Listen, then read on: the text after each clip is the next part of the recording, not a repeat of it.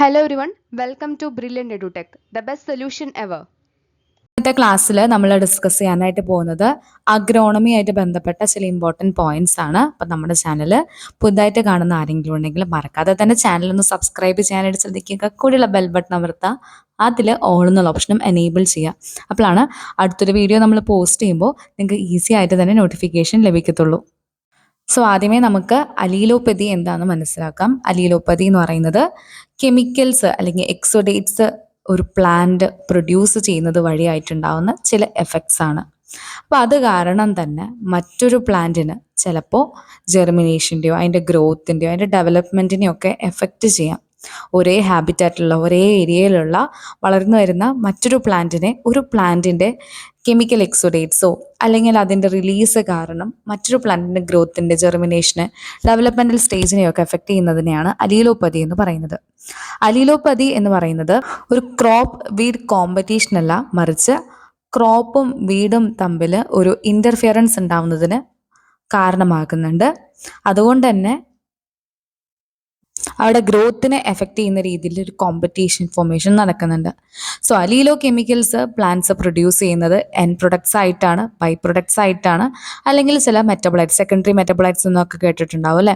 അപ്പം അങ്ങനത്തെ products ആയിട്ടൊക്കെയാണ്. So ഇത് ചിലപ്പോൾ ഫിനോളിക് ആസിഡുകളാവാം, ഫ്ലാവനോയിഡ്സ് ആവാം, അല്ലെങ്കിൽ ചില അരോമാറ്റിക് ആയിട്ടുള്ള ടെർപ്പിനോയിഡ്, സ്റ്റിറോയിഡ്സ്, ആൽക്കലോയിഡ്സ്, ഓർഗാനിക് സൈനൈഡ്സ് പോലുള്ള സെക്കൻഡറി മെറ്റബോളൈറ്റ്സും ആവാം. സിലബസിൽ നമുക്ക് ഹെർബിസൈഡ്സിനെ കുറിച്ചൊക്കെ പഠിക്കാനായിട്ടുണ്ട്. അപ്പോൾ അതുകൊണ്ട് ഇമ്പോർട്ടൻ്റ് ആയൊരു ടേബിൾ ഇവിടെ പഠിക്കാനായിട്ട് ഇൻക്ലൂഡ് ചെയ്തിട്ടുണ്ട്. സോ നമുക്ക് കോമൺ നെയിമും അതിൻ്റെ ട്രേഡ് നെയിമും എന്താണെന്ന് മനസ്സിലാക്കാം. സോ ആലിഫാറ്റിക് ആയിട്ടുള്ള കാർബോക്സിലിക് ആയിട്ടുള്ള ഹെർബിസൈഡിൽ വരുന്നതാണ് ഡാലപ്പോൺ. ഡാലപ്പോണിൻ്റെ ട്രേഡ് നെയിം ഡാലപ്പോൺ ഡൗപ്പാൻ എന്നൊക്കെ പറയും. അതുപോലെ ഫിനോക്സി കാർബോക്സിലിക് എന്ന കാറ്റഗറിനകത്ത് നമുക്ക് 2,4-D വരുന്നുണ്ട്, 2,4,5-T വരുന്നുണ്ട്. 2,4-Dയുടെ കോമൺ ട്രേഡ് നെയിം നോക്കുകയാണെങ്കിൽ 2,4-T എന്നും അതുപോലെ ഫെർനോക്സോൺ എന്നും പറയാറുണ്ട്. അതുപോലെ 2,4,5-T വീഡർ എന്നും വീഡോൺ എന്നും അറിയപ്പെടുന്നുണ്ട്.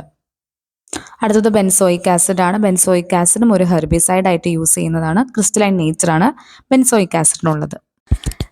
മറ്റൊരു ടോപ്പിക്കാണ് ഫെർട്ടിലൈസേഴ്സ് ആൻഡ് മാനുവേഴ്സ് എന്നുള്ളത്. ഇപ്പോൾ സിലബസ് നോക്കിയവർക്ക് അറിയാം. അപ്പോൾ ഫെർട്ടിലൈസർ എന്താണ്, മാനുവർ എന്താണ്, ബേസിക് ഡിഫറൻസ് എന്താണെന്ന് മനസ്സിലാക്കാം. ഫെർട്ടിലൈസർ എന്ന് പറയുന്നത് ഒരു ഇൻഓർഗാനിക് സാൾട്ട് ആണ്. മാനുവർ എന്ന് പറയുന്നത് നാച്ചുറൽ സബ്സ്റ്റൻസ് ആണ്.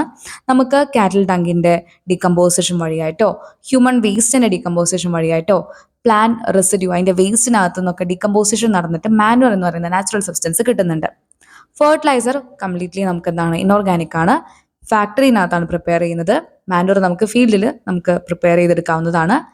ഫെർട്ടിലൈസർ ഒരു തരത്തിലുള്ള ഹ്യൂമസ് കണ്ടൻസും പ്രൊവൈഡ് ചെയ്യുന്നില്ല സോയിലിന്. അതേസമയം മാനുവർ ഹ്യൂമസ് പ്രൊവൈഡ് ചെയ്യുന്നത്. എന്താണ് ഹ്യൂമസ്? പ്ലാന്റ്സും അനിമൽസും ഒക്കെ ഡീക്കേ ചെയ്യുമ്പോൾ വരുന്ന ഒരു ഡാർക്ക് ഓർഗാനിക് സബ്സ്റ്റൻസ് ആണ് നമ്മുടെ ഹ്യൂമസ് എന്ന് പറയുന്നത്. ഇനി ഫെർട്ടിലൈസർ എന്ന് പറയുന്നത് പ്ലാന്റ് ന്യൂട്രിയൻസ് റിച്ച് ആയിരിക്കും. നൈട്രജൻ, ഫോസ്ഫറസ്, പൊട്ടാഷ്യം എന്നിങ്ങനെ വേണ്ട മാക്രോ ന്യൂട്രിയൻസ് എല്ലാം തന്നെ ഉള്ളതായിരിക്കും ഫെർട്ടിലൈസർ. NPK ഫെർട്ടിലൈസർ എന്നൊക്കെ പറയുമല്ലോ അല്ലെ. മാനുവർ അതേസമയം നമ്മൾ നോക്കുകയാണെങ്കിൽ പ്ലാന്റ് ന്യൂട്രിയൻസ് റിച്ച് എന്ന് പറയാൻ പറ്റില്ല, കമ്പയർ വിത്ത് ഫെർട്ടിലൈസർ കുറവായിരിക്കും. ഇവിടെ നിങ്ങൾക്ക് ചില കോമൺ വീടുകളുടെ പേര് അതുപോലെ അതിൻ്റെ സയൻറ്റിഫിക് നെയിം കൊടുത്തിട്ടുണ്ട്. അപ്പോൾ ഈ ഒരു ചാർട്ട് ഒന്ന് പഠിച്ചു വെക്കുന്നത് നല്ലതായിരിക്കും. കുറേ അധികം നെയിംസ് ഉണ്ട്. അപ്പോൾ ജസ്റ്റ് ഒന്ന് നോക്കി പോവുക. നമുക്ക് ചിലപ്പോൾ ക്വസ്റ്റ്യനിൽ ചോദിക്കാൻ ചാൻസ് ഉള്ള ടേബിളാണ് ഇൻക്ലൂഡ് ചെയ്തിരിക്കുന്നത്. എന്തൊക്കെയാണ് പല പൊയേസി ഫാമിലിയിൽ വരുന്ന പുല്ലുവർഗത്തിൽ പെടുന്ന പല അധികം വീഡ്സ് ഉണ്ട്. അപ്പം അത് ഏതൊക്കെയാണെന്ന് മനസ്സിലാക്കുക. അതിൻ്റെ സയൻറ്റിഫിക് നെയിമും കൂടെ തന്നെ നോക്കി പോകാനായിട്ട് ശ്രദ്ധിക്കുക. ഇതിൽ കോമൺ ആയിട്ടുള്ള ചില പേരെങ്കിലും ഓർത്തു വയ്ക്കാനായിട്ട് ശ്രദ്ധിക്കുക. Johnson grass, pig weeds, pineapple weed, അതുപോലെ റേ ഗ്രാസ്, ഇതൊക്കെ എന്താണ് എന്നുള്ളത് നോട്ട് ചെയ്യാനായിട്ട് ശ്രദ്ധിക്കുക കേട്ടോ. അപ്പോൾ field assistant oil palm India limited എക്സാമിന് വേണ്ടിയിട്ടുള്ള കോഴ്സുകൾ നമ്മൾ ഉടനെ തന്നെ ആരംഭിക്കുകയാണ്. മാർച്ച് 1 മുതൽ നമ്മൾ ഈ പറഞ്ഞ സ്റ്റഡി പ്ലാൻ അനുസരിച്ച് ക്ലാസ്സുകളും അതുപോലെ തന്നെ notes, revision test, mentor support, individual attention, doubt clearance, flash cards, study plan, revision plan എല്ലാം ഒരുമിച്ച് നമ്മളൊരു ബാച്ചായിട്ട് കൊണ്ടുപോവുകയാണ്. അപ്പോൾ താല്പര്യമുള്ള സ്റ്റുഡൻസിന് നമ്മുടെ നമ്പറിലോട്ട് വാട്സപ്പ് ചെയ്യാവുന്നതാണ്. കൂടുതൽ ഡീറ്റെയിൽസ് ചോദിച്ചറിയുക. പല പ്ലാൻസും നിങ്ങൾക്ക് അവൈലബിൾ ആണ്. അപ്പോൾ നിങ്ങളുടെ ആവശ്യത്തിനനുസരിച്ചുള്ള പ്ലാൻ നിങ്ങൾക്ക് ചൂസ് ചെയ്യാവുന്നതാണ് കേട്ടോ. അപ്പോൾ കൃത്യമായ ക്വസ്റ്റ്യൻ ബാങ്കും ക്വസ്റ്റ്യൻസും റിവിഷൻ ടെസ്റ്റുകളോട് കൂടി നമുക്ക് ഈ പറയുന്ന ഒരു കോഴ്സ് നല്ല രീതിയിൽ പഠിച്ചെടുത്ത് ഈ 3 മാസക്കാലം നല്ല രീതിയിൽ യൂട്ടിലൈസ് ചെയ്യാനും അതുപോലെ എക്സാം നല്ല രീതിയിൽ എഴുതാനായിട്ടൊക്കെ നമുക്ക് ശ്രദ്ധിക്കാം കേട്ടോ. ഇനി ഒരു എക്സാമായിട്ട് ബന്ധപ്പെട്ട് വേറെ ഏതെങ്കിലും വീഡിയോസോ ക്ലാസ്സസോ അല്ലെങ്കിൽ എന്തെങ്കിലും സെഷൻസ് നിങ്ങൾക്ക് വേണ്ടതായിട്ടുണ്ടെങ്കിൽ താഴെ കമൻറ്റ് ബോക്സിലൊന്ന് മെൻഷൻ ചെയ്യുക. നിങ്ങളുടെ ഇൻട്രസ്റ്റ് അനുസരിച്ച് നമ്മൾ അതനുസരിച്ച് ക്ലാസ്സുകളും കാര്യങ്ങളൊക്കെ ചെയ്യുന്നതായിരിക്കും. അപ്പോൾ നിങ്ങൾക്ക് എന്തെങ്കിലും സജഷൻസോ അല്ലെങ്കിൽ നിങ്ങൾക്ക് എന്തെങ്കിലും പറയാനോ ചോദിക്കാനോ ഉണ്ടെങ്കിൽ താഴെ കമൻറ്റ് ബോക്സിൽ കമൻറ്റ് ചെയ്യുക. അപ്പോൾ നമുക്കതനുസരിച്ച് വീഡിയോസും ക്ലാസ്സസും ഒക്കെ ചെയ്യാവുന്നതാണ് കേട്ടോ. ഈ ഒരു ക്ലാസ് നിങ്ങൾക്ക് യൂസ്ഫുൾ ആയിട്ടുണ്ടെങ്കിൽ മറക്കാതെ തന്നെ വീഡിയോ ഒന്ന് ലൈക്ക് ചെയ്യാനായിട്ട് ശ്രദ്ധിക്കുക. കൂടെ നിങ്ങൾക്ക് എന്തെങ്കിലും ഡൗട്ട്സോ സജഷൻസോ ഉണ്ടെങ്കിൽ താഴെ കമൻറ്റ് ബോക്സിൽ കമൻറ്റ് ചെയ്യാനായിട്ടും ശ്രദ്ധിക്കുക. അപ്പോൾ അടുത്തൊരു ക്ലാസ് ആയിട്ട് കാണാം. എല്ലാവർക്കും നല്ലൊരു പ്രിപ്പറേഷൻ ആശംസിക്കുന്നു. All the best. Thank you.